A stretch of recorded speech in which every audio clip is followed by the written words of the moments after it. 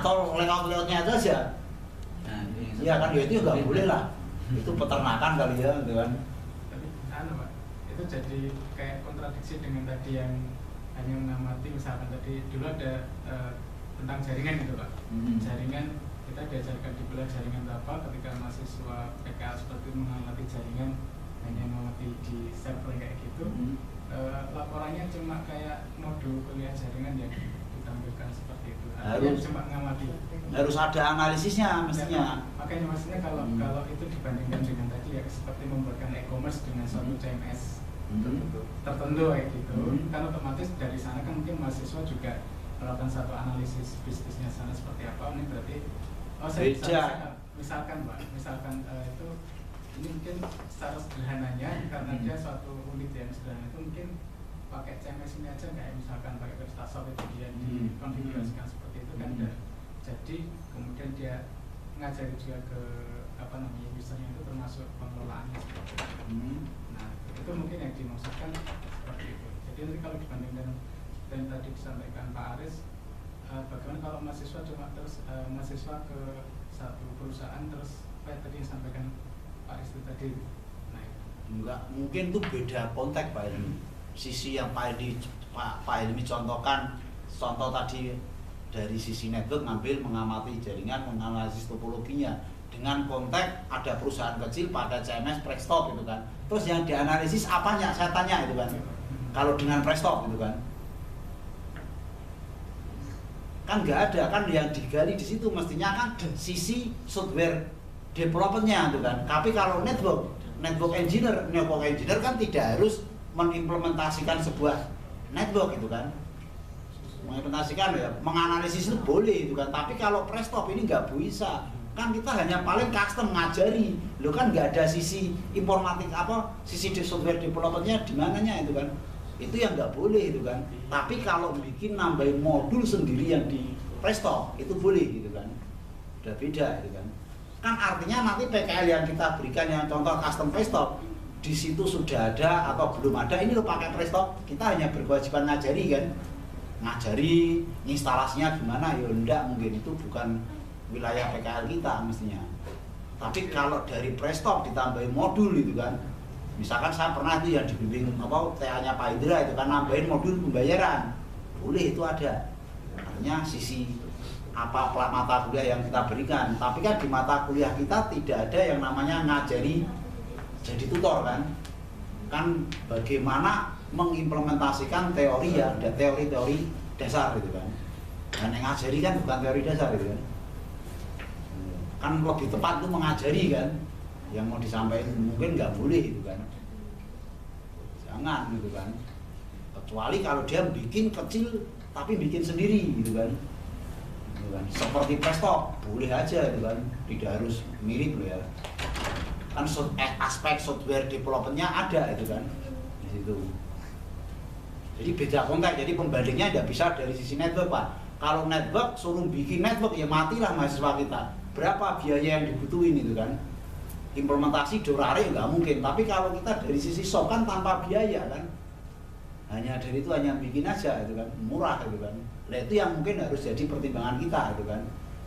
Nah, kalau misal seperti itu mungkin juga perlu kita balik lagi ke itu tadi tujuan dari PKL, kemudian kompetensi yang diharapkan dari akhirnya dikerjakan satu PKL seperti apa, mungkin kita perlu tegas di situ, sehingga kalau misalkan nanti ada bidang yang itu kita harus tetapkan batasan ya seperti itu kan. Ya. Masalahnya kemarin dari kami bimbingan seperti itu kan juga ini malu-malu istilahnya ini boleh apa enggak, masalahnya dengan alasan juga kan juga ada semacam dulu ada semacam rekayasa web kayak gitu. Mungkin kalau misalnya itu dikatakan tadi alasannya mereka itu Pak, alasannya menerapkan kuliah itu dia pakai bab 1 di kuliah pemrograman web atau apa itu ya diajarnya pakai CMS dulu pertama awalnya dengan alasan seperti itu. Makanya kalau misalkan di sini ditegaskan juga karena dari sisi tadi kompetensi yang diharapkan itu seperti apa, karena ini balik ke kurikulum ya. Itu apa, kemudian dari situ bisa disusun tadi kalau kompetensinya seperti itu yang diharapkan, berarti yang boleh itu apa, yang nggak boleh itu yang mana. kedalaman masalahnya. Kalau kayak gitu. Terima kasih Pak Ilmi, Pak Aris. Saya rasa cukup ya. Gimana? Mungkin terkait dengan tadi nyambung aja sih sebenarnya. Karena kalau kita tidak sepakati apa, misalkan kita boleh ini tapi tidak jelas aja, karena hal-hal yang disampaikan itu kasus yang sudah terjadi. Jadi misalkan saja kayak jaringan kayak apa itu banyak sekali, memang itu yang dulu itu banyak sekali, angkatan menimpa tahun 2008 2009. Tapi terus akhir-akhir ini mahasiswa malah sudah mempunyai kayak kesepakatan bersama mahasiswa juga, PKL itu membuat sebuah sistem. Jadi mereka malah sudah ke sana tujuannya. Jadi malah enak. Jadi malah kadang bertanya, Pak, PKL kok kenapa kok harus membuat sebuah sistem kan gitu? Tanya ke saya. Terus sekarang kamu udah semester berapa? Bekal kamu apa aja? Udah ada ini. Nah, sudah bisa kan membagi sistem dari requirement sampai implementasi udah bisa. Walaupun itu kecil saja itu udah bisa. Mereka aja sistem apalah, pinjaman ruang ini aja lah tak gitu. Karena kan sudah punya requirement-nya, analisisnya, sampai implementasi, sampai hasil akhir gitu. Anggap aja lah Anda lulusan D3. Saya kadang seperti itu. Karena biar nggak ambigu kalau nanti analisis network atau apa, itu seringnya bias lagi, nanti seperti dulu lagi.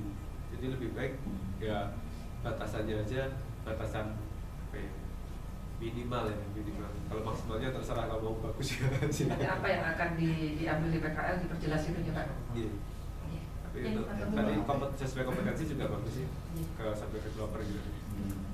Matur nuwun Bapak Ibu sekalian, saya rasa cukup. Iya. Banyak boleh. Boleh Pak, waktunya Pak. Sampai malam nanti, karena ini sudah mau masuk perkuliahan, berarti kalau usul saya ini ada kuliah untuk PKL. Jadi mahasiswa yang ambil PKL itu perlu disesuaikan supaya sama. Sosialisasinya? TA dan PKL nanti Pak. Jadi paling enggak ada pemahamannya sama gitu kan. Kondisinya enggak ada. Dialog akademik khusus TA PKL. Matur nuwun Bapak Ibu sekalian, saya rasa cukup untuk KKL dan PKL. Selanjutnya adalah TA. Monggo Pak Helmi. Pantas motor itu mah pengen maju. Maju. Saya tak kamar mandi ya, sampai rasa gitu. Kapan bilang?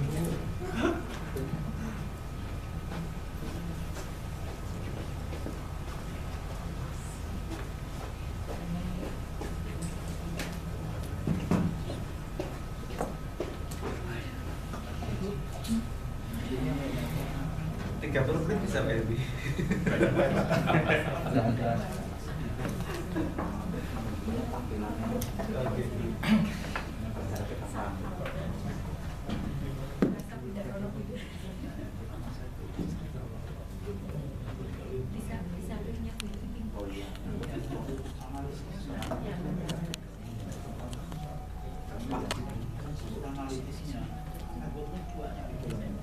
Kalau yang tahu ya, saya nggak tahu ya.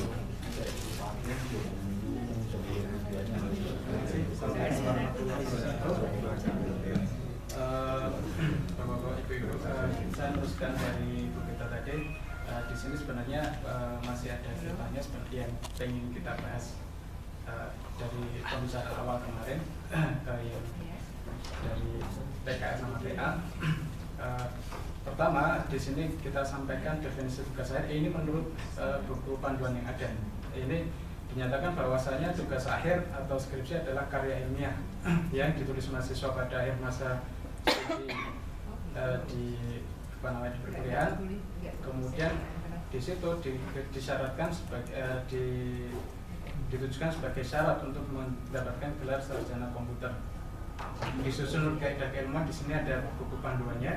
Kemudian ada turut garis bawah adalah di bawah bimbingan dan pengarahan dari dosen pembimbing untuk memenuhi kriteria kualitas yang telah ditetapkan. Ini ada semacam garis bawahnya. Nah, di sini yang ingin kita bahas atau mungkin lebih kita tekankan di sini adalah keterkaitan antara mata kuliah tugas akhir ini sendiri dengan kurikulum yang sudah yang akan kita susun. Kaitannya dengan kompetensi dari lulusan mahasiswa itu, ketika nanti mahasiswa itu lulus, kira-kira kompetensi apa yang atau karakteristik seperti apa yang nanti akan didapatkan oleh seorang mahasiswa. Nah, sebenarnya ini juga terkait dengan apa yang tadi disampaikan oleh Bu Berta dari sisi PKL dan dari apa yang terakhir tadi disampaikan oleh Pak Rakil, yaitu terkait adanya satu suasana dari mahasiswa bahwasanya untuk PKL itu sudah mengarah untuk pembuatan satu sistem. Jadi ada semacam kesepakatan kesepakatan yang secara umum dari mahasiswa difahami bahwa untuk membuat satu PKL dalam mengerjakan satu PKL outputnya adalah satu sistem. Nah, kemudian kalau terkait dengan kondisi yang demikian dan adanya satu definisi yang ada dari panduan yang sudah ada, kalau di sini dikatakan bahwa tugas akhir atau skripsi itu adalah satu karya ilmiah, di sini dari definisi yang ada pada sebelumnya masih terlihat sesuatu yang sangat umum. Sehingga kemarin kalau dari TA yang sudah ada termasuk penulisannya seperti yang Bapak Ibu bimbing ataupun yang alami itu, di sana diarahkan apapun materi atau topik yang diambil oleh mahasiswa diarahkan dalam dokumentasi tugas akhirnya itu mengarah pada satu dokumentasi sistem. Ini yang dipahami oleh mahasiswa, dan ternyata kemarin saya dapat info dari Pak Edi, kemudian saya telusuri dalam saya dapat dokumennya. Ternyata di awal dulu untuk lulusan awal ada beberapa mahasiswa di sini saya temukan saat itu bahwa untuk dokumentasi TA di situ untuk dokumen TA itu ada 2 dokumen. Di situ ada dokumen tugas akhir sendiri, laporan tugas akhir, dan dokumentasi sistem. Di mana untuk dokumentasi sistem sebagaimana yang ada dalam format dokumentasi sistem yang difahami oleh mahasiswa, di situ adalah satu dokumentasi kerja yang lengkap di situ untuk rekayasa perangkat lunaknya seperti itu. Adapun untuk laporan tugas akhirnya di situ lebih ke seperti metodologinya, cuma dikaitkan dengan bidang yang diambil di situ. Meskipun kalau misalkan dicontoh itu adalah tentang pembangunan suatu sistem ya tentang pembangunan satu sistemnya, sehingga kalau dilihat memang hampir sama itu. Nah dari situ di sini karena ada semacam definisi yang lebih mungkin terlihat sangat umum ya, di sini tidak ada spesifikasi jelas adanya apa yang diinginkan, hanya satu karya ilmiah bagaimana bentuknya dan polanya seperti apa. Di sini mungkin di sini ada saya sedikit menyadut atau mungkin mengambil dari beberapa pedoman ada. Di situ dikatakan bahwa tugas akhir merupakan kegiatan akademik yang dirancang untuk melatih kemandirian dan tanggung jawab ilmiah. Sebagai calon ilmuwan, dimulai dari pemilihan topik, penyusunan rencana penelitian, pelaksanaan penelitian, evaluasi hasil penelitian, kemudian dituangkan nanti di laporan tugas akhir. Cuma di sini mungkin tolong difahami bahwa di sini penelitian tadi tidak melulu ke satu penelitian dalam pada topik tertentu ya, tapi ini mencakup semua topik yang ada di ilmu komputer itu sendiri, mulai dari nanti ada rekayasa sampai dengan nanti ada suatu eksperimen di situ. Gitu. Sehingga nanti di sini ketika dirumuskan seperti itu didapatkan bahwa kita punya semacam tujuan atau harapan yang ingin dicapai atau yang dilakukan adalah melatih kemampuan mahasiswa. Di sini ada beberapa kata kunci, yaitu mengembangkan satu ilmu atau teknologi atau melanjutkan studinya. Kenapa dilakukan seperti ini atau dipilih seperti ini? Kemarin karena meninjau dari kompetensi yang diinginkan untuk lulusan Ilkom, bahwasanya kalau dilihat dari profil kemarin ada semacam ada beberapa pilihan kemarin, ada sebagai lecturer, kemudian researcher, kemudian di situ ada juga software engineer dan turunannya kemarin.